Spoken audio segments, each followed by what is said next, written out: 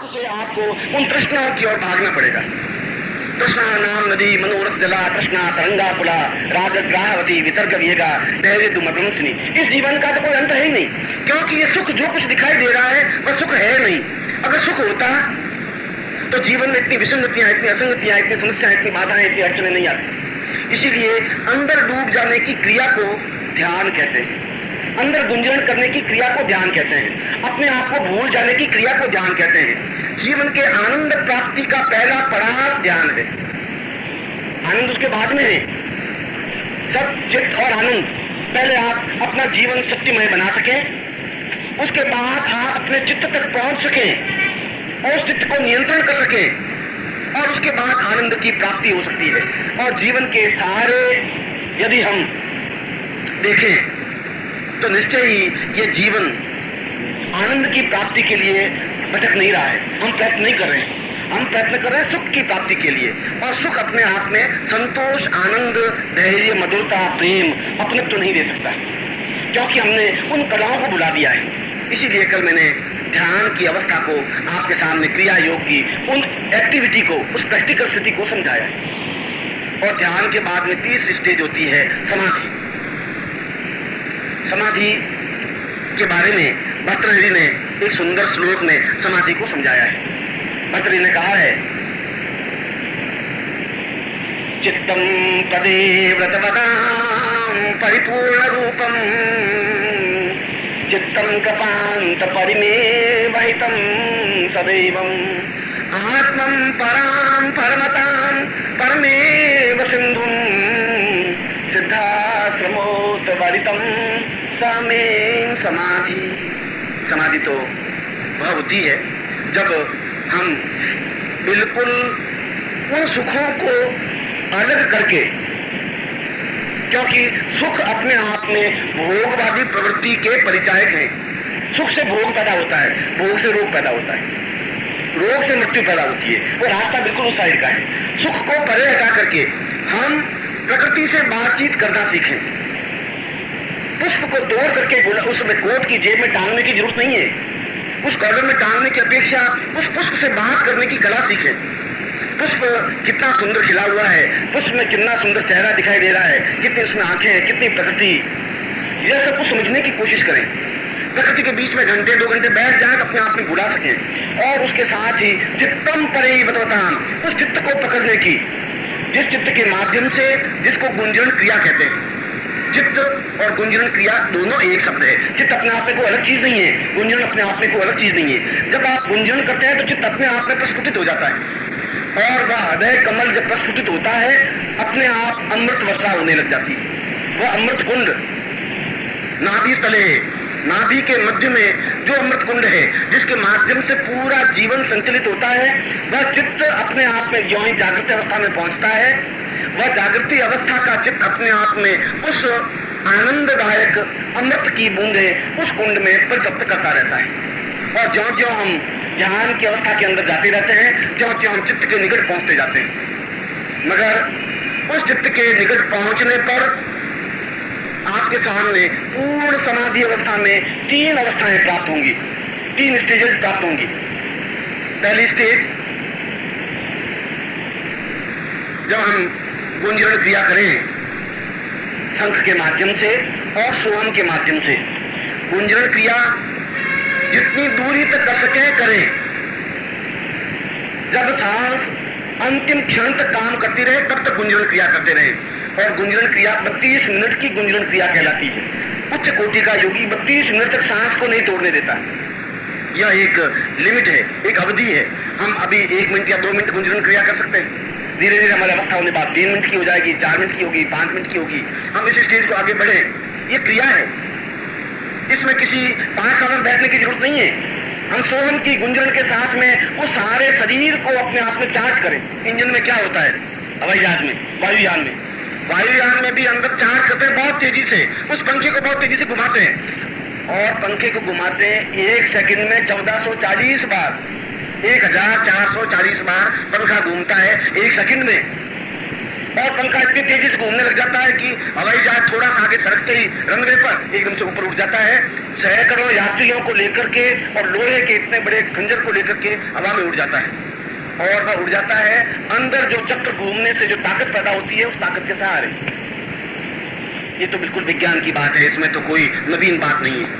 इसको यदि वायुयान की किताबें पढ़ लें तभी वही बात बताएंगे जो मैं बता रहा हूं।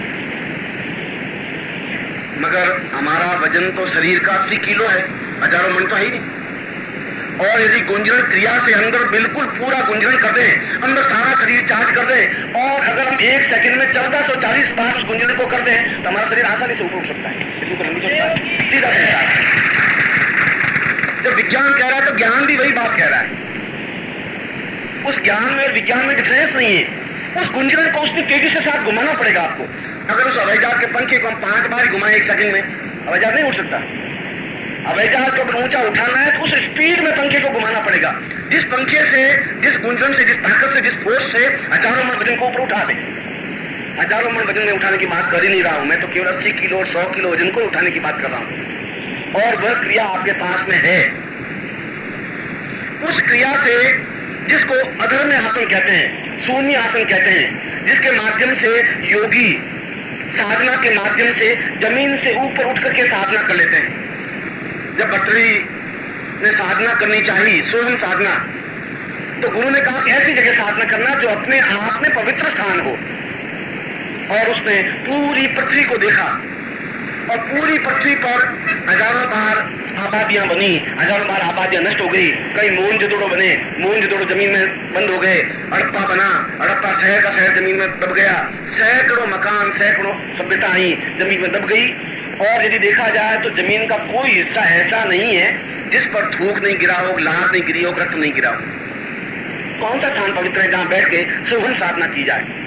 मतलब ने कहा कि केवल एक ही स्थान है जहां जमीन से ऊपर उठ करके शून्य में ही साधना करने से स्वयं साधना संपन्न हो सकती है।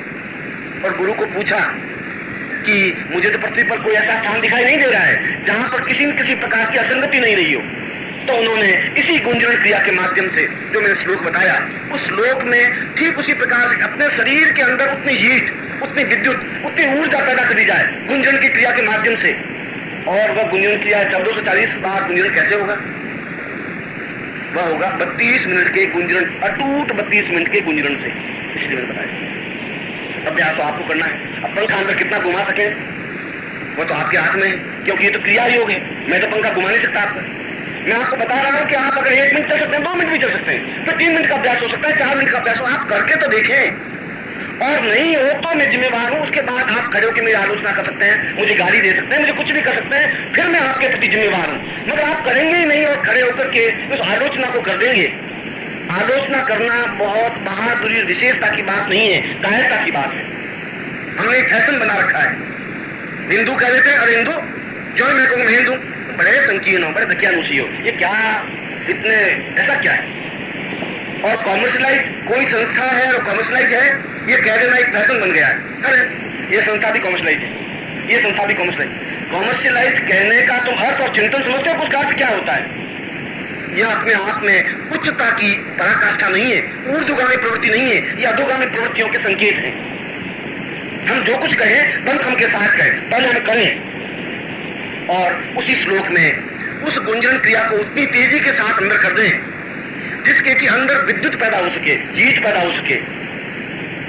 और यदि भाप के इंजन में और वायुयान में जहां चार्ज होता है, अंदर हीट बनती है तेजी से, और जहां हीट स्टोरेज होती है, जिस हीट के स्टोरेज से, जिस विद्युत प्रवाह के स्टोरेज से वह उतने बड़े हवाई जहाज को ऊपर उठा देता है, यदि उसमें एक छेद कर दिया जाए और उस हीट को बाहर निकलने की जगह मिल जाए तो क्या वायुयान ऊपर उठ सकता है? नहीं उठ सकेगा, फट जाएगा। वायुयान एक छोटा सा छेद बहुत बड़े छेद को कन्वर्ट करके फट जाएगा। और आपके पूरे शरीर में 10 द्वार हैं जहां से विद्युत प्रवाह बाहर निकल जाता है। 10 द्वारे का 10 द्वार है, 10 द्वारे का पिंजरा। आपने अपने जीवन में किसी को मरते हुए आदमी को देखा नहीं, वह भी अपने आप में एक अनुभव है। आदमी जब मरता है तो व्यक्ति की मृत्यु और अंदर के जो प्राण है वो 10 द्वार में से किसी एक द्वार में से बाहर निकल करके ही मृत्यु होती है। और वे 10 द्वार हैं, 2 आंखें हैं, 2 नाक के नथुने हैं, 2 कान हैं, 1 मुंह है, 1 गुदा है, 1 लिंग है। ये 10 द्वार। इन 10 द्वारों से अंदर की सारी विद्युत बाहर निकलती है। ये विद्युत बाहर निकल रही है, मैं तुमको देख रहा हूं आंखों के माध्यम से। ये विद्युत है कि मैं आपकी बात को सुन रहा हूं। ये विद्युत अंदर हीट है कि मैं बोल रहा हूं। अंदर से बाहर निकलने की क्रिया विद्युत का विपरीतीकरण है।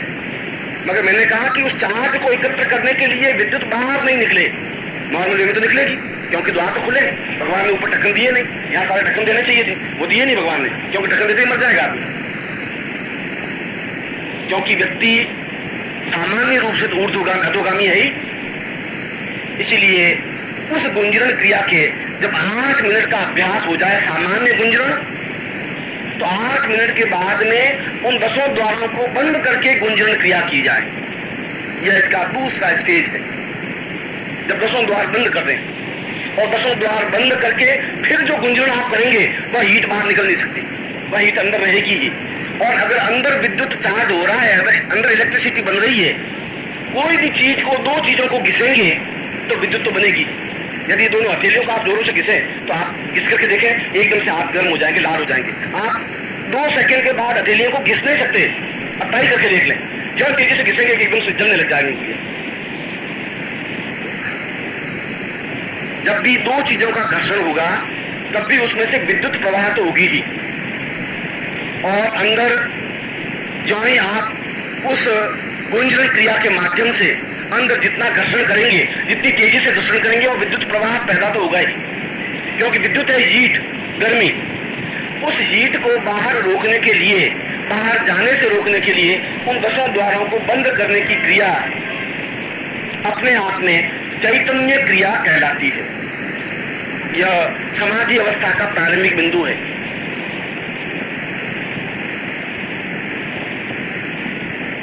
चैतन्य क्रिया कैसे की जाती है? चैतन्य का मतलब है अंदर के चित्त को, अंदर के सारे चक्रों को चैतन्य कर देना। कुंडली जागरण के लिए चक्र में जगने की जरूरत नहीं है। मूलाधार और स्वाधिष्ठान चक्र में एक एक चक्र पर जागने की जरूरत नहीं है। एक साथ पूरे चक्र जागृत हो जाएं। अन्यथा कुंडली जागरण का तो मतलब है कि पहले आप भस्त्रिका करें, फिर मूलाधार को जागृत करें, फिर आप स्वाधिष्ठान चक्र को जागृत करें, फिर आप आज्ञा चक्र को जागृत करें, अनाहत चक्र को जागृत करें। इस प्रकार धीरे धीरे उस चक्र को बढ़ें। और उसमें भी कई बार गड़बड़ियां हो जाती हैं। वह कुंडली जागरण की क्रिया थोड़ी सी भी रास्ता बदल देती है, आदमी का दिमाग बिल्कुल असंतुलित हो जाता है, बिल्कुल स्वस्थ वे में। मगर इस क्रिया के माध्यम से उन्होंने एक एक चक्र को जागृत नहीं, अंदर के सारे चक्र स्वतः जागृत हो जाए, जिसको पूर्ण कुंडलिनी जागृत कहते हैं या सहस्रार जागरण कहा जाता है। वह इस चैतन्य क्रिया के माध्यम से संभव है। संभव क्या? इस क्रिया के माध्यम से ही होता है, जिसमें किसी प्रकार का दोष नहीं है, जिसमें किसी प्रकार की न्यूनता नहीं है, जिसके माध्यम से कोई नुकसान नहीं हो सकता। इन 10 द्वारों को बंद करके यदि गुंजरण करें, गुंजरण क्रिया मैंने आपको कल समझाई, आज आपने सुबह की। प्रारंभ में तो अ आई लिखेंगे तो स्लेट पर ही लिखना पड़ेगा अ आई। जब आप 5वीं 7वीं में आएंगे तब आपको स्लेट दे देंगे, उसके बाद में कॉपी देंगे, उसके बाद में बहुत अच्छे अक्षरों से लिख सकते हैं। अभ्यास तो शुरू में तो वैसे ही करना पड़ेगा। तो गुंजरण जो क्रिया आपने की वह 1 मिनट की, 2 मिनट की, 3 मिनट की करें। जब आप घड़ी में देख लें कि मैं 8 मिनट की क्रिया करने लग गया हूं, उसके बाद में आप 10 द्वारों को बंद करके गुंजरण क्रिया करें। और 10 द्वारों को बंद करने की क्रिया है, मेरे 2 पैर हैं, बायां पैर मैं आपको प्रैक्टिकल करके समझा रहा हूं, आप बस देख लें। मैंने आपको बताया था कि 10 द्वारों में 2 आंखें हैं, 2 नाक के थुथने हैं, 2 कान के पर्दे हैं, 1 मुंह है, 1 गुदा है, 1 लिंग है। इन 10 द्वारों को बंद करने के लिए बाईं एडी, लेफ्ट पैर, बायां पैर, बाएं पैर की एडी को गुदा द्वार पर रख दें, उस एडी के ऊपर बैठ जाए। ये तो बैठ गए, अब उसमें तो कोई लंबी, आप देख लें, उससे वह द्वार पूर्णतः बंद रहेगा ही। और दाहिना पैर, जो राइट पैर है, वह लिंग स्थान पर पूरी स्थान पर रख दे। ये उसकी बैठने की सीधी क्रिया है।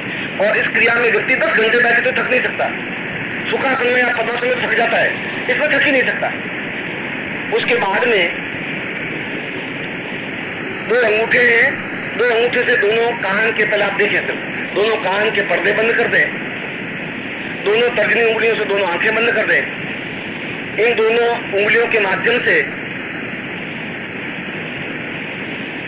दोनों मुंह के द्वार को बंद कर दें, तो ये दोनों कान, ये दोनों आंखें, दोनों नुतने अपने आप में, अंगूठों के माध्यम से कान, तर्जनी के माध्यम से आंखें, मध्यमा के माध्यम से दोनों नुतने, और पीछे जो उंगलियां बच गई उनके माध्यम से पूरे होठों को पकड़ ले। ये कान, ये आंखें, ये बात,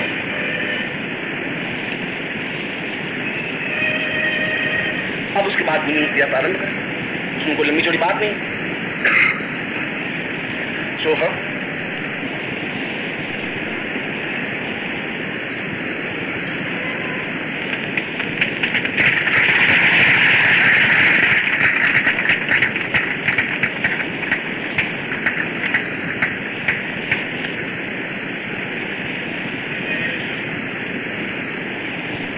ये मैंने सोहम क्रिया 1 सेकंड या 2 सेकंड या 5 सेकंड या 10 सेकंड की।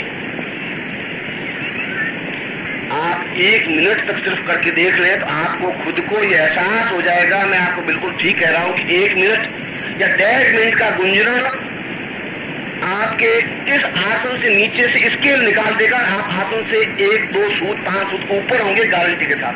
ये देखिए, मैं बैठा हूं और मेरे नीचे से पूरी स्केल निकाल दे, स्केल जितनी, और कहीं टच नहीं हो रहा मेरे शरीर को और आसन के बीच में, तो आपको एहसास होगा कि निश्चित रूप से हीट बन रही है जिसके माध्यम से हम ऊपर उठ रहे हैं, केवल मिनट और 1.5 मिनट के अभ्यास से ही। क्योंकि सारा शरीर एकदम से लाल सुर्ख हो जाता है, और आप करेंगे तो आपको मालूम पड़ेगा कि शरीर तो ऊपर उछलने की ओर है। एकदम ऐसा लगता है शरीर ऊपर उठ जाएगा, उछल जाएगा, मैं शरीर को काबू में रखूंगा कि नहीं रखूंगा, ऐसी स्टेज में ये शरीर आने लग जाता है। ऐसी स्टेज में जब 1.5-2 मिनट या 3 मिनट या 4 मिनट का जब गुंजरण क्रिया होती है 10 द्वार बंद करके, और यह 8 मिनट की गुंजरण क्रिया 10 द्वार बंद करके क्रिया को ही समाधि कहते हैं। पूर्ण रूप से समाधि लग जाती है, उस शरीर को पूर्ण शून्यमत बनाते हुए उस जमीन से ऊपर उठ करके, इसको समाधि क्रिया कहते हैं। क्योंकि समाधि क्रिया में अंदर के सारे चक्र जागरण होने चाहिए। समस्तम वही पूर्व स आद्य स समाधि, हम अंदर के सारे चक्रों को जागृत करते हुए पूर्ण तो अंदर जागृत रहे, मगर बाहर से बिल्कुल सुप्त हो जाए, बाहर की कोई स्थिति हमारे ऊपर हावी नहीं रहे, ऐसी स्थिति को समाधि कहते हैं। अब आप प्रश्न करेंगे कि अगर ये समाधि है तो फिर हमारा शरीर ऊपर उठता ही रहेगा। शरीर ऊपर उठने की क्रिया, जहां ऊपर मैं उठने की क्रिया कहता हूं, वह जमीन से 1 फुट या 2 फुट या 3 फुट या 4 फुट, इसको जमीन से ऊपर उठने की क्रिया कहते हैं। यह द्वार बंद करने के बाद 16 मिनट के अभ्यास से जमीन से ऊपर आसन लग सकता है। 16 मिनट, मैंने तो अभी 4-5 सेकंड ही किया था। और जहां आदमी 4 फुट ऊपर उठ सकता है वो 40 फुट ऊपर उठ सकता है, जहां 40 फुट उठ सकता है वो 1 मील भी ऊपर उठ सकता है। और जितना ही गुंजन वापस कम करेंगे उतना ही वापस नीचे आ जाएंगे। 1440 बार पंखा घूमेगा हवाई जहाज का तो ऊपर उठ जाएगा, 1000 बार घूमेगा तो थोड़ा नीचे आएगा, फिर 800 बार घूमेगा तो और नीचे आएगा, और बिल्कुल जमीन को, रनवे को टच करते समय उसका केवल 200 बार पंखा घूमता है तो टच करने लग जाता है। जितना ही पंखा कम घूमेगा उतना ही बाहर नीचे होता है, टच हो जाएगा। आपकी गुंजन क्रिया जितनी तेजी के साथ है उतनी आप ऊपर बढ़ जाएंगे, जितना कम करेंगे उतने अंदर आ जाएंगे। आप कहेंगे कि क्या समाधि में पूरा ज्ञान रहता है कि अब मैं कम करूं या ज्यादा करूं? और मैंने आपको कहा कि समाधि का तात्पर्य है अंदर की सारी चेतना जागृत रहती है, बाहर से आप कट ऑफ होते हैं, अंदर सारी क्रियाकलाप, सारी एक्टिविटी आपको ध्यान है, मैं कहाँ कर रहा हूँ, क्या कर रहा हूँ, किसको देख रहा हूँ, कौन मेरे सामने है, मैं किस जगह हूँ, क्या स्टेज है। अंदर तो पूरी जागृति रोशनी, एक प्रकाश बिखर जाता है, और ऐसा प्रकाश जब अंदर बिखरता है तब वह चेहरे के ऊपर भी दिखाई देने लग जाता है। जैसे अपने भगवान राम और श्री कृष्ण के चारों तरफ एक वर्तुल, एक प्रकाश की रेखा गोल देखी होगी, जहां भी महापुरुष होते हैं, जो भी देवता होते हैं, ऊपर अर्धचंद्राकार प्रकाश की रेखा बनी हुई होती है। वह प्रकाश की रेखा उन लोगों की बन सकती है, वह प्रकाश की रेखा आप लोगों के अंदर भी बन सकती है, क्योंकि आप स्वयं ब्रह्म हैं। राम ब्रह्म थे, कृष्ण ब्रह्म थे, तो आप भी ब्रह्म हैं, डिफरेंस कुछ नहीं है। तो अंदर का सारा हीट, अंदर का जो हमारा आनंद है, वो आनंद जब शरीर के ऊपर से बाहर बिखरने लग जाता है तो सामने वाला देखते एकदम से थक सा रह जाता है। इतना तेजस्वी चेहरा, इतनी दिक दिक करती आंखें, क्या चेहरा और क्या प्रकाश है, जरूर कोई बहुत बड़ा आदमी। यह अंदर के आनंद का प्रस्फुटन है, सुख का नहीं, आनंद का। यह आनंद प्राप्त करने की क्रिया है। और ऐसा अंदर वर्तुल का आकार के घूमने की क्रिया जिसको समाधि कहते हैं, तो अंदर तो सारा चैतन्य रहता ही है। उस चैतन्यता में उसको ऑक्सीजन की जरूरत नहीं होती। मेढक को यदि आप 6 महीने तक बंद कर दें तो मेढक सर्दियों में बिल्कुल बंद हो जाते हैं और 6 महीनों के बाद वापिस निकलते हैं। सर्दियों में आप देखें तो बिल्कुल बंद हो जाते हैं, ऊपर ढक्कन आ जाता है, ऑक्सीजन लेते ही नहीं, बिना ऑक्सीजन के भी जिंदा रहते हैं। मनुष्य भी अंदर जितनी आपकी ऑक्सीजन स्टोरेज है समाधि लेने से पहले, वह अपने आप में 500 वर्ष तक व्यक्ति को जिंदा रखने के लिए पर्याप्त है। 500 वर्ष तक। ये तो ऑक्सीजन बार बार क्यों लेनी पड़ती है, बार बार आपको एक्टिविटी करनी पड़ती है। आप देख रहे हैं, हाथ हिला रहे हैं, पांव हिला रहे हैं, बोल रहे हैं, वो शक्ति खर्च होती जा रही है, फिर ऑक्सीजन को प्राप्त करने की जरूरत है। बाहर की जब शक्ति खर्च होगी नहीं, अंदर जितनी आपकी ऑक्सीजन है वो आपको जीवंत बनाए रखने के लिए पर्याप्त है। इसलिए समाधि 2 दिन की भी ली जा सकती है, 2 वर्ष की भी ली जा सकती है, 500 वर्ष की भी समाधि ली जाती है। और समाधि अवस्था को अमृत्यु कहा गया है। आप मृत्यु से आगे कितना जोड़ना है, आपकी जिंदगी 70 साल की है और जितनी आपने समाधि लगाई उसी रेशियो में, जो मैंने आपको 24 मिनट का रेशियो दिया था, उसी हिसाब से आप उसमें अपना जीवन जोड़ते जाइए। समाधि तो कितने वर्षों तक की हो सकती है, और जितने वर्षों तक की समाधि है उससे कई गुना ज्यादा आयु अपने आप में प्राप्त हो सकती है। सारे शरीर की चैतन्यता प्राप्त करने के लिए, अंदर के सारे तत्वों को जागरण करने के लिए, मूलाधार से सहस्रार तक जागृत करके और अंदर के अमृत तत्व को उस नाभि में एकत्र करने के लिए यह क्रिया, जिसको चैतन्य क्रिया कहा गया है, और जिस चैतन्य क्रिया के माध्यम से अंदर का गुंजन निरंतर प्रवृत्त रहे, जिसके वजह से वह शून्य समाधि लगा सके, जमीन से ऊपर उठ करके समाधिस्थ हो सके, जिसके प्रकाश का बिंब उसके चेहरे के चारों ओर बन सके। अंदर जब एकदम से विद्युत प्रवाह होगा तो हर समय वो मस्त और आनंद में रहेगा, एक चेहरे से मस्ती झलकेगी। अब भगवान कृष्ण की आंखों में कभी उदासी और खिन्नता नहीं देखी होगी, एक मस्ती है। जब भी आंखों देखते हैं बिल्कुल नवीनता दिखाई देती है, अंदर का प्रवाह है। वही प्रवाह जीवन में प्राप्त हो सके, इसी जीवन की प्राप्त होने की क्रिया को समाधि कहते हैं। यह समाधि का बेस है। ये समाधि सीधा साधा, इसमें कोई लंबी चौड़ी 1.25 लाख, 5 लाख, 25 लाख मंत्र जाप करना और नदी में खड़े होकर के मंत्र जाप करना, ऐसा कहीं कुछ है नहीं। सीधी सादी एक्टिविटी है, सीधी सादी क्रिया है। क्रिया आप ही करेंगे, आनंद आपको प्राप्त करना है। जीवन में अगर पूर्णता प्राप्त करनी तो आपको करनी है। मैं आपको रास्ता दिखा सकता हूं। घोड़े को मैं लगाम पकड़ करके तालाब के किनारे ला सकता हूं, उसको कह सकता हूं भाई घोड़े ये पानी बहुत स्वच्छ है, तू पिएगा तो प्यास बुझ जाएगी, और घोड़ा पानी पिए नहीं, खड़ा ही है। फिर लगाम खेलते देख ले, पानी स्वच्छ है, प्यास बुझेगी, बात करते रहे, घर जाने के बाद में सब कुछ भूल जाए। फिर 4 से महीने मारे, गुरु जी बहुत दुखी हो, क्या करूंगा। अरे मैंने तुम्हें समझाया था इतना पिए, मैंने गला फाड़ फाड़, गुरु जी वो तो सब ठीक ठाक है, मगर आप अब ये बताइए कि मेरे व्यापार चलाने दिन क्या, उसका मैं क्या करूं। ये तो आपके अधोगामी प्रवृत्तियां हैं जिसका फल आप भुगते, उसका मैं तो कुछ कर नहीं सकता। मैं तो आपको ऊर्ध्वगामी प्रवृत्तियों को और बढ़ा सकता हूं, और ये ऊर्ध्वगामी प्रवृत्तियों की ओर बढ़ाने की जो क्रिया है, यह अपने आप में जो लाहिड़ी का क्रिया योग है, क्रिया योग तो अपने आप में एक है। इसको मैंने आपको सरल भाषा में, और मैंने तो आपको यहां तक चैलेंज के साथ बात कही है कि 10 द्वारों को पूर्ण रूप से बंद करके केवल 1 मिनट और 1.5 मिनट तक का अभ्यास करें, और उसके बाद बहुत बुद्धिजीवी व्यक्ति उसको कहें कि मेरे उस जमीन से आसन से क्या मैं ऊपर उठाऊं और कितना उठाऊं। यदि वो ये कह दे कि निश्चित रूप से आप 1-2 फुट, मैं 1-2 फुट से कह रहा हूं, मगर यदि इतना भी अगर जमीन से ऊपर उठ सकता है आदमी तो फिर बहुत कुछ ऊपर उठ सकता है। अगर देवती के ढक्कन से, अगर किलो के ढक्कन दूर होने से उसको ज्ञान आ सकता है, तो हजारों मन डब्बों को खेल के मिल गया, उसके आगे की क्रिया है। जो लाइट बंधु ने छोटा सा हवाई जहाज बनाने की क्रिया की, वो 2 फुट चल करके उड़ गया, गिर गया, तो उसने हजारों मील उड़ाने की क्रिया कर दी। यदि आप 1 फुट ऊपर उठ जाएंगे तो हजारों मील ऊपर उठ सकते हैं। इसमें कोई लंबी चौड़ी बात नहीं है, यह सीधा क्रिया योग है। यही अपने आप में क्रिया योग की पूर्णता सिद्धासन प्राप्ति का चरण है। इसी को सिद्धासन साधना कहते हैं। ये जीवन की पूर्णता है।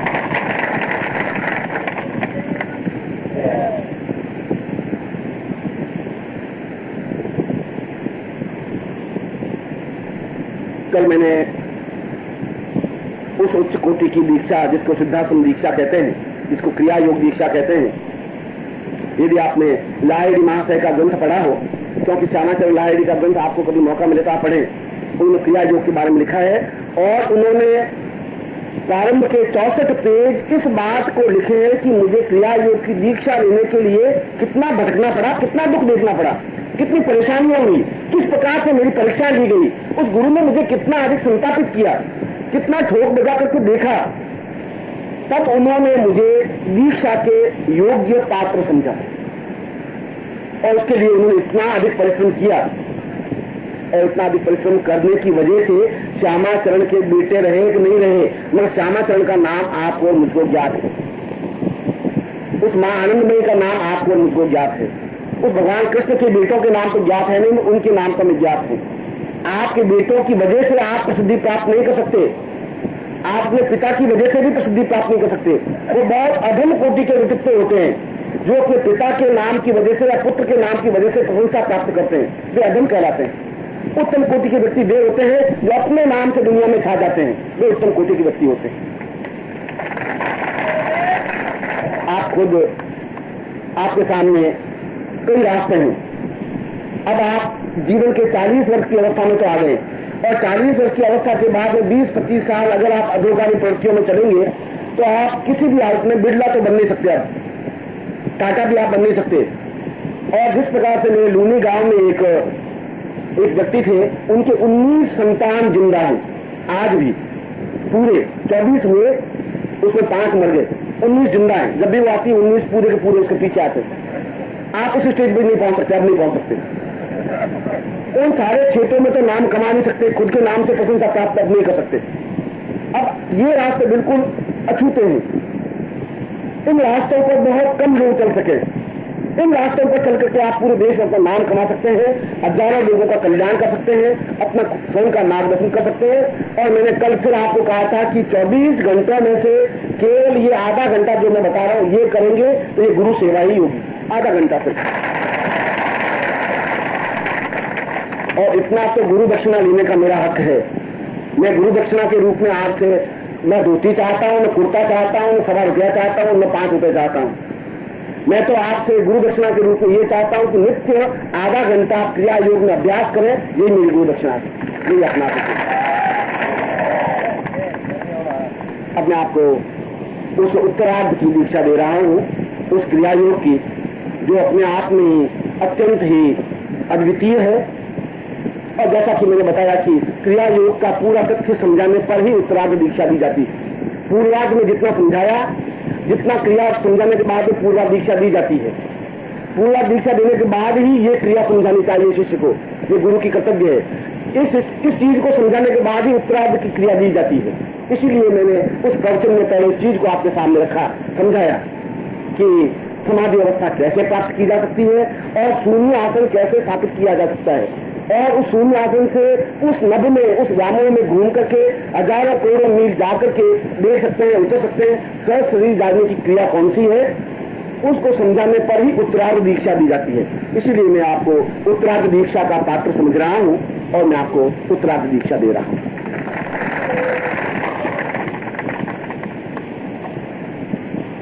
कल आपको यज्ञोपवीत धारण मैंने करवा दिया था। अब सबसे पहले आप सीधे बैठे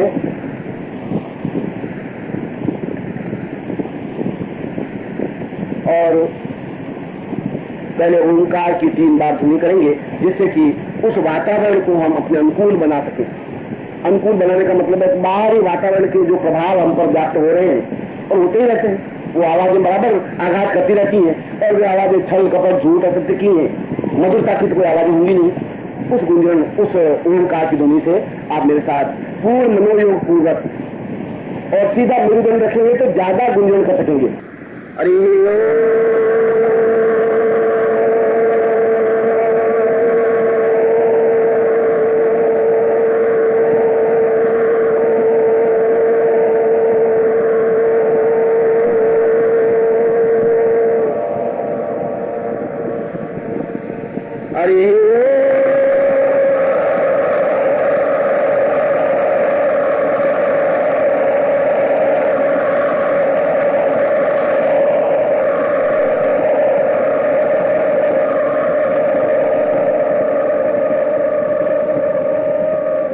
हरि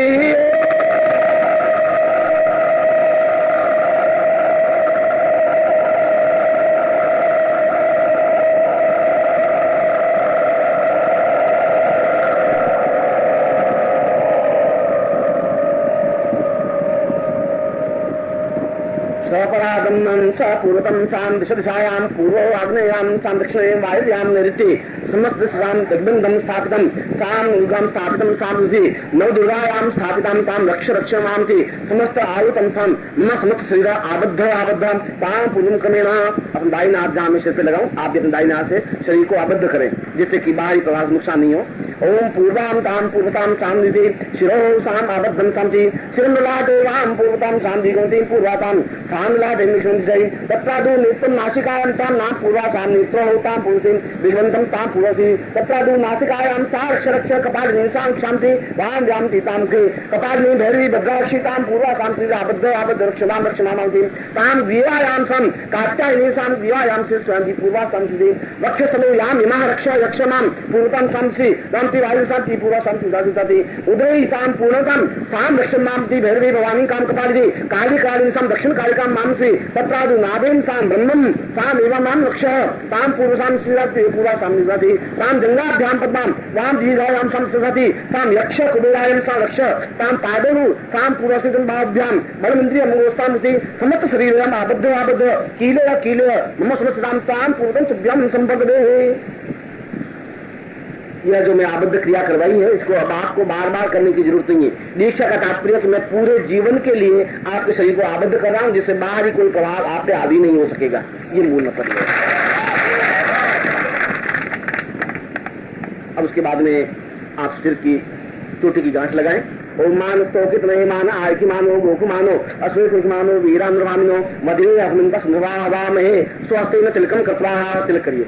नमो श्रीमंताय सहस्रमूर्तये सहस्रपादाक्षरोरुभावे सहस्रनाम्ने पुरुषाय शाश्वते सहस्रकोटि उदाहरणे नमः। अस्मै गन्धां पान्तु प्रतिदिनं दीक्षामाप्नोति दीक्षयाप्नोति दक्षिणां सत्यमाप्नोति सत्यां सत्यमाप्यते तत्रादुवां पुति दिग्बन्धं तुभ्यं समदे।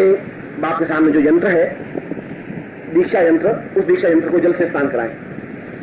ओम वरुष्योत्तम मनमसी वायु सकम भगनी सौ वरुष्य रटसदन्यसि वरुष्य रटसदनमसि वरुष्य रटसदनमासीद मनुस्तानां समर्पयामि स्थानां ते पयदि गतस्थान मधुस्थानं सक्रास्थानं समर्पयामि पंचम स्थानं समर्पयामि तत्रादु उसको पहुंच लीजिए। शुद्धवाद सर्वशुद्धवादो मणिवादस्तासिना श्वेताक्षुरुस्ते रुद्राय पशुपते कन्नाम जावा ममतां नमः तत्रादु उसको सप्त लोग 7 बिंदियां लगाइए। भूलोकम स्थापयामि मां भुवलोकम स्थापयामि मां स्वलोकम स्थापयामि मां महालोकम स्थापयामि मां जनलोकम स्थापयामि मां सत्यलोकम स्थापयामि मां सप्तलोकान्तं त्वयं संपदे प्रादु कुंकुमे नक्षत्रं समर्पयामि मां ओम अक्षं नमी दद्या मधुकर अस्तो खत सुभानो वित्तान निष्ठयाम नक्षं समर्पयामि मां पुष्पम धूपम दीपम च नैवेद्यम तांबूलम प्रदक्षिणां समर्पयामि मां। अब जो बैज आपके पास में है उस बैज को आप अपने कपड़े पर लगा दीजिए या माला में बांध दीजिए या नहीं यज्ञ पंक्ति में बांध दीजिए।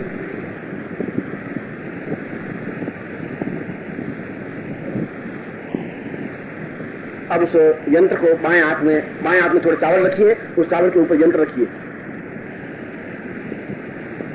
और दूसरे हाथ उसको संकुचित करिए, बंद करिए।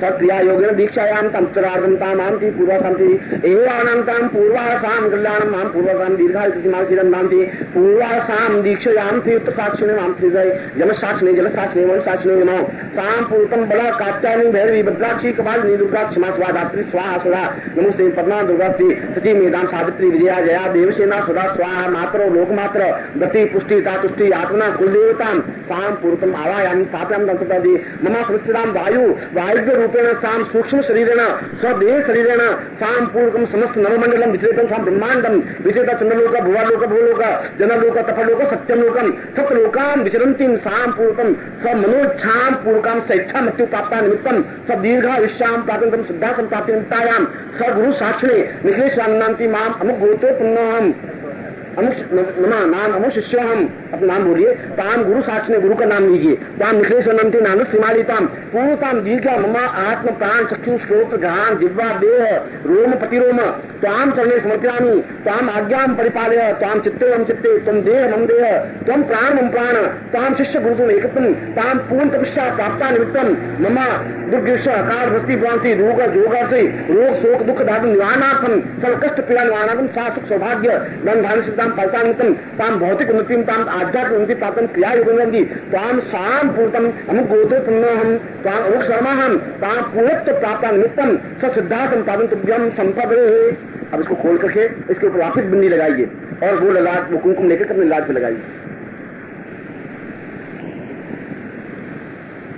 उसके बाद इसको आप नीचे स्थापन कर लीजिए।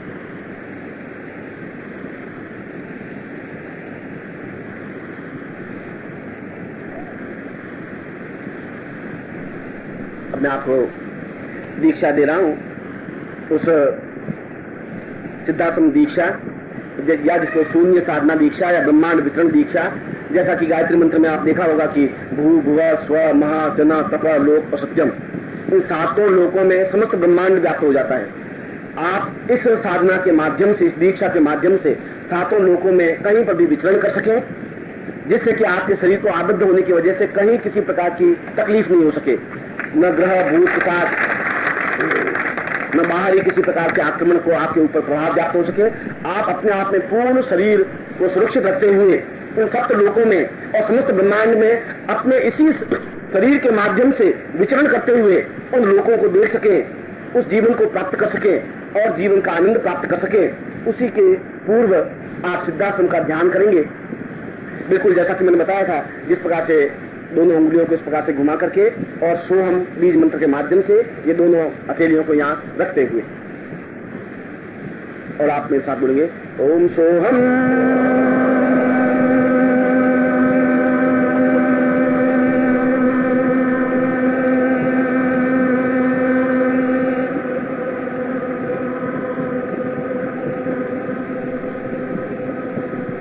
आपकी आंखें बिल्कुल बंद रहे और आप इस सोम का उच्चारण करेंगे, सोहम।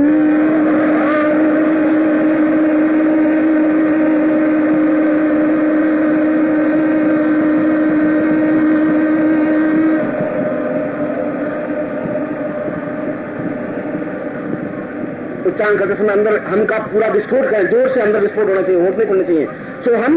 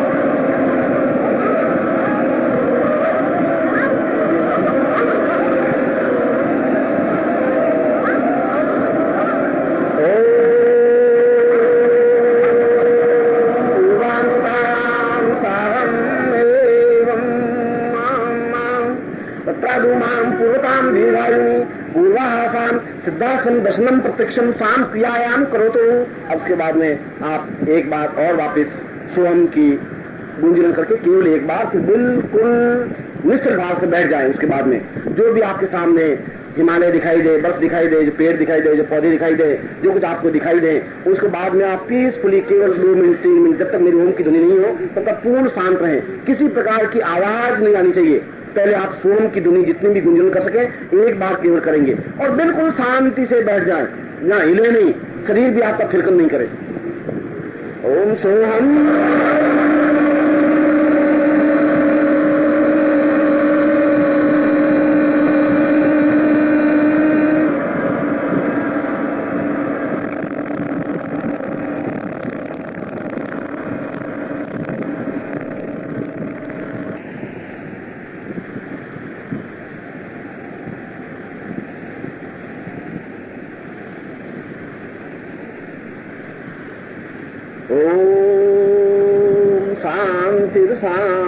शांतिर्भवतु तां पूर्वकं सिद्धा संदर्शनं प्रतिष्ठितां मम अंतरं तां पूर्वतं सां दीर्घायुष्यान्ति मम शिष्यत्वं समजोतु नगरे तां पूर्वसिंह आसन्ति पूर्वा सां शिष्यत्वं तां तुभ्यं संपदे।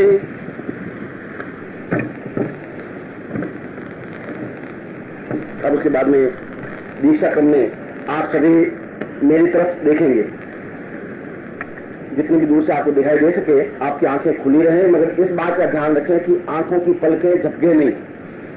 झपकने का मतलब है कि वह उतना ही आप चार्ज हो पाएंगे, उतनी दीक्षा प्राप्त कर पाएंगे। जल आंख झपकी उससे पहले पहले जितनी भी आपकी, इसलिए आपके पास जल हो उस जल से अपनी आंखों को थोड़ा धो ले, थोड़ा सा उसके ऊपर जल लगा दे तो आंखें थोड़ी ठंडी हो जाएंगी, जिससे कि उस हीट को कम करके और पहुंच करके फिर आप उसको देख सकते।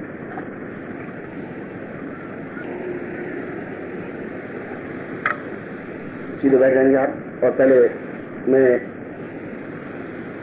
पूर्ण मंत्रों के साथ में आपको विद्युत प्रवाह करूंगा, मंत्र विद्युत प्रवाह, उसके बाद में नेत्र विद्युत प्रवाह करूंगा।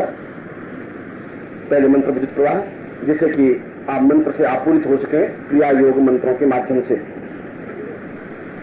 इसलिए आप सीधे बैठेंगे और देखेंगे निष्कंप भाव से, आप हिलेंगे नहीं, न आपके शरीर का कोई अंग हिले, केवल आपकी आंखें भी हिले नहीं, आंख खुली हो मेरी तरफ देखें। उसको केवल पहले मैं मंत्र ही उच्चारण करूंगा, उसके बाद में मैं मंत्र उच्चारण करने के बंद करने के बाद में मैं केवल आपको नेत्रों के माध्यम से, जिसको शक्तिपात, सामान्य शक्तिपात कहते हैं, क्रिया योग शक्तिपात, वह मैं दूसरी बार शक्तिपात करूंगा।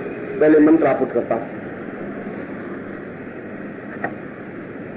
ओम दीर्घायाम पूर्वासा सदाम स दीर्घा एवं वाम पूर्वासा सदाम स पूर्वासां कल्याणमं पूर्वासा पूर्वासां श्रीफलंती आम श्री पूर्वासां श्रीफलं पूर्वासां दीर्घायुष्यन्ति सा दीर्घासां क्रिमाणायाम पूर्वासां दीर्घायुष्यमागे धाम देवासा कल्याणं पुण्डां दीर्घायुष्यमागे धाम देव संतां शरण्यं पूर्वदां एवानन्दै पूर्वासां कल्याणं मां पूर्वतां देवांति एवानन्तं पूर्वासां दीर्घायुष्ये महर्षि धाम देव सत्यं शान्ति काम सत्य रूपेण मां पूर्वासां दीर्घायुष्यान्ति पूर्वासां सपवित्रेण श्रीक्षेत्रो विश्वां वायुश्रेयो सवितां कार्तकश्रेष्ठमाय ब्रह्मणाप्रिया इन्द्रेन्द्राय भागं प्रजामेव स्नामावस्तेरिष्टमां गसगुसद्रुवासिं गोपतोष्या तवेर्यजमान से प्रसन्नता ईशामेवानां पूर्वासां कल्याणं मां पूर्वासां दीर्घायुष्यां क्रियमाणायं सब्दि दीर्घायुष्यां विवेकं तां पूर्वासां विवेकं सन्ति दीर्घायुष्यां पूर्वासां क्रियलामिति अपां तां पूर्वासां दीर्घायुष्यां क्रियलामिति दीर्घायुष्यां पूर्वी दीर्घायवान्ति दीर्घाप्तिना सेवति कल्याणं कल्याणं कल्याणमति पूर्वा दीर्घायुष्यमागे धामिवो दीर्घाप्ति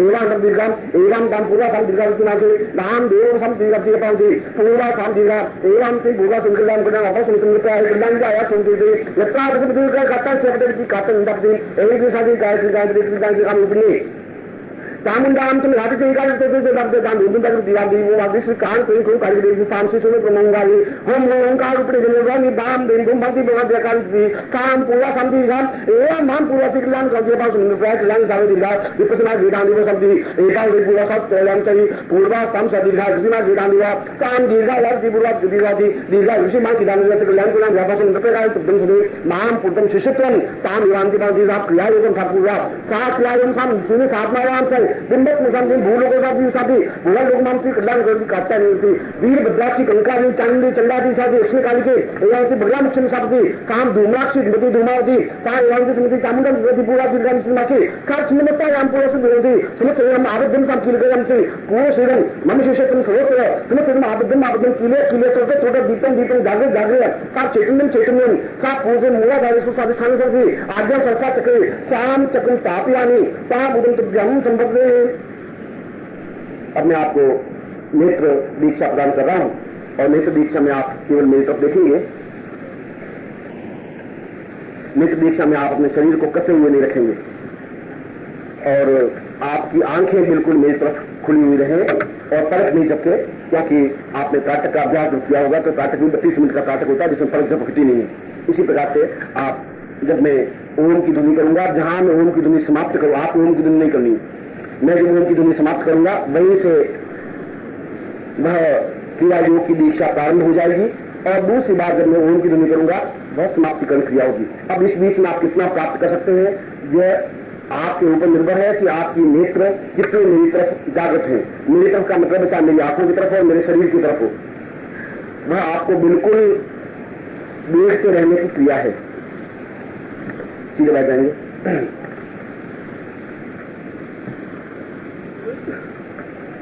पहले मैं ऋषियों को आह्वान कर रहा हूं जिससे कि आप जैसे समर्थ और योग्य शिष्यों को वे अपनी आंखों से देख सके कि उनके शिष्य किस प्रकार से उच्च कोटि की साधना में प्रवृत्त हो रहे हैं। क्रिया योग जैसी साधना में भाग लेते हुए वे अपने गुरुओं के मुख को तो उज्ज्वल कर ही रहे, अपने पूर्वजों के भी मुख को उज्ज्वल करने की क्रिया में है। दीर्घम बताम पूर्णमदैव रूपम गुरुतु वै सदाम पूर्णमदैव तुल्यम सिद्धाश्रमोमाम्बरतम प्रमेयम आवाहयामि परमं प्रणम्यम। दीर्घम बताम शाम शरणं प्रबद्धि ऋषयश्च मुनिया कीर्तम वदामि आवाहयामि वरदां परेशं शरण्यं शरण्यं शरण्यं शरण्यं। य पापो य क्रोधो न लोभो न मोहो न ज्ञानं न चिन्तं न वीरां वदेयं सदाहं शरण्यं सदाहं शरण्यं गुरुर्वै शरण्यं गुरुर्वै शरण्यं। न आत्मवतां पूर्वमदेव तुल्यं न ज्ञानं न पूर्वो न मन्त्रं न यन्त्रं न योगो न चिन्तो न पूर्वं सदेहं गुरुर्वै शरण्यं गुरुर्वै शरण्यं। तां सिद्धासनायां समस्त गुरुवै आवाहयामि तां सुषुप्तं स बथयामि तां पूर्वम् आशीर्वादात्मकं स क्रियायोगेन स पूर्णत्वं प्राप्ता नित्यं सदुदि शुभ्यं संपदे। अब मैं आपको दीक्षा दे रहा हूं और मैं केवल 5 सेकंड या 10 सेकंड ही यह दीक्षा दूंगा और अपने आप में काफी है। इसलिए आप निष्कंप रहें और नेत्र खुले हों और मेरी आंखों से आपकी टकराहट हो। बस मैं सब तक देखूंगा तो चश्मा लगाने के लिए चश्मे की वजह से आप देख पाएंगे तो अब आप नहीं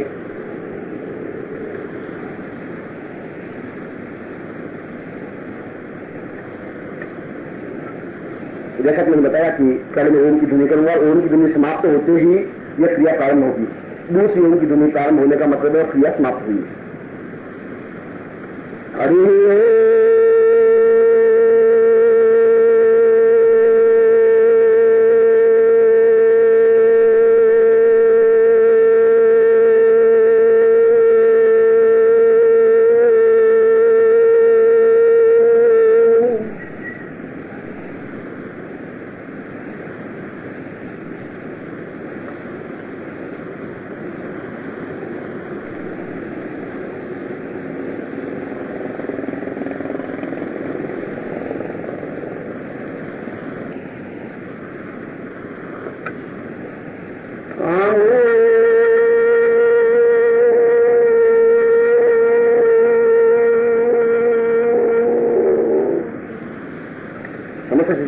ताम आवायामि ताम पूर्वकम संध्यायोगिनम सा दीक्षां प्राप्तोति समस्त मनुष्यगंधि समस्त चक्रेणम जागृयामि ताम प्रोटय सा दीप्त सा एव ताम पूर्वकम सा एवायाम देशांति मनुष्य जुद्धम ताम गुरुत्वम साम गुरुत्वम सा प्रोटय साप्ति सिद्धा संदीक्षां ताम पूर्वकम शांति एवायाम इमाम पूर्वकम शांति दीर्घायुषि नागे दानंति पूर्वा संदान दान दान पूर्वकम दीर्घायुषि एवाम नाम पूर्वा का कंदान नाम देमसे सरस्वती मासी रागत नामसे मंत्रम मंत्रम बा पूर्वकम दीर्घायुषि नागे दानिवा का कंदान नतनम नतनम क्रियेण क्रियेण सब दीर्घ दीर्घ आयाम इंसान आगत आगत में से काम दीर्घ काम पूर्व सम दीर्घायुषि नागे दान दीर्घ आयाम पूर्व का सम दीर्घायुषि नागे दान में पूर्व दान में आयाम से पूर्व काम दिलान के दान सम दीर्घायुषि दान जाया तो हम बेटा से यथा नाम बा पूर्व काम दीर्घायुषि नागे दान दान दान दान पूर्व सब पूर्व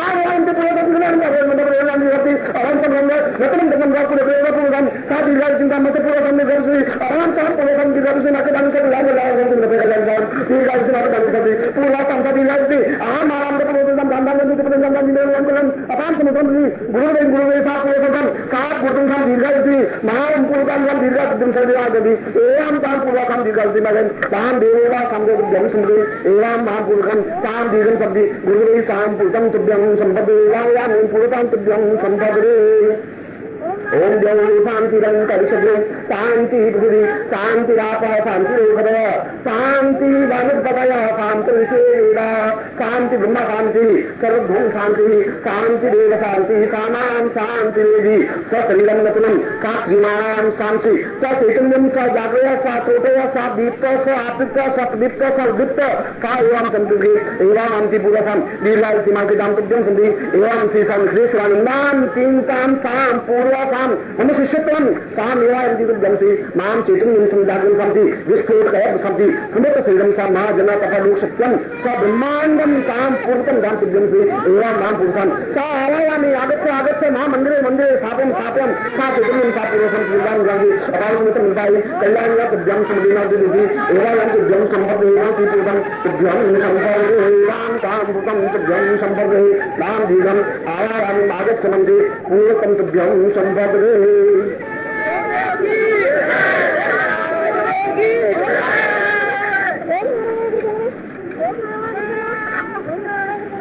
महत्वपूर्ण दीक्षा प्राप्त करने के बाद हमें आशीर्वाद मिलते हैं और पूर्ण विगलित कंठ से आंखों में आंसू भर करके गले में बिल्कुल विघ्न लेकर के हम अपने आप को उनके चरणों में समर्पित करते हुए उनको प्रणाम करें कि वे आपके जीवन को ऊर्ध्वगामी बनाए और आपके जीवन को पूर्ण यशस्वी श्रेयस्व दें।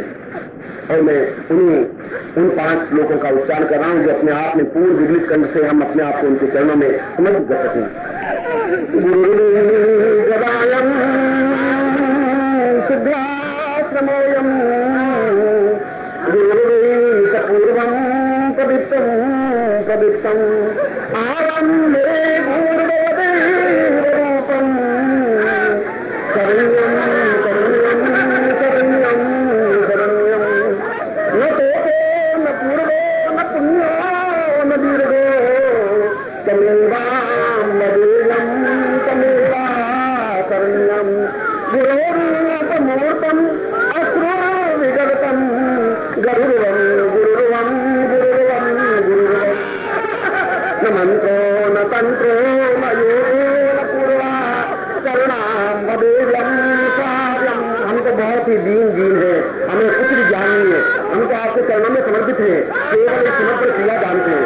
न दीर्घो वतां पूर्वमदेव तुल्यं शरण्यं शरण्यं शरण्यं शरण्यं अनाथो दरिद्रो जरारोगयुक्तो महाक्षीण दीना सदा जाज्यवता विपत्ति पविष्ट सदाहं भजामि गुरुत्वं गुरुत्वं गुरुत्वं गुरुत्वं विनाथो विनाथो सदीनां पूर्वो महां पूर्वदीनं गुरुदेवं आवाहयामि तावाहयामि भुजामि वदां पूर्वा।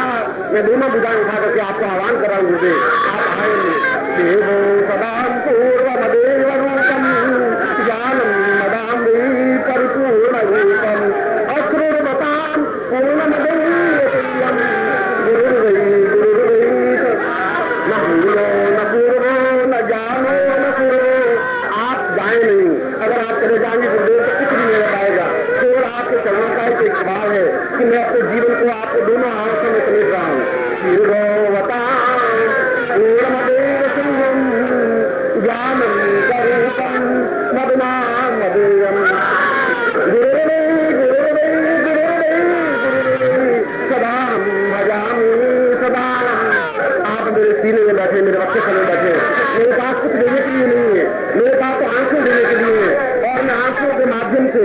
मैं उन मूर्तियों की लड़ी आपको पिरो रहा हूँ। आप हमारे हृदय में स्थापित हो। आप है तो जीवन है, प्राण है, चेतना है। आपके बिना जीवन का कोई अस्तित्व नहीं है। दीर्घान बताम दीर्घमदैवतुल्यम ज्ञानम वदाम परिपूर्ण सुंदरम अनाथो दरिद्रो महारूपदीन गुरुर्वै। आपको एक बार भी मैं नहीं देखता हूँ तो जीवन व्याकुल होने लग जाता है। आपके बिना जीवन का कोई अर्थ नहीं है, जीवन की कोई अर्थ नहीं है, कोई चिंतन नहीं है। मुझे कुछ चाहिए नहीं, मुझे कोई गुरु चाहिए, गुरु के अलावा कुछ नहीं चाहिए। मैं एक प्राण चाहता हूँ, मैं केवल गुरु चाहता हूँ, मैं केवल जीवन चाहता हूँ। सदाम पूर्ण रूपम सदाम पूर्ण रूपम अदम पूर्ण रूपम सदामेव रूपम गुरुदेवी शरणम गुरुदेवी शरणम। वियोग, आपका वियोग मुझे एकदम से एहसास नहीं कर पाते। मेरे हृदय में स्थापित होने के बाद आप जान नहीं सकते। मेरी आंखों में आंसू है, मेरे हृदय में गद्दे चलता है। मैं केवल आपका हूँ गुरुदेव, मैं केवल आपका हूँ। आपके अलावा जीवन का कोई अर्थ नहीं है। द्वाताम पूर्व मदहीव सिंधुम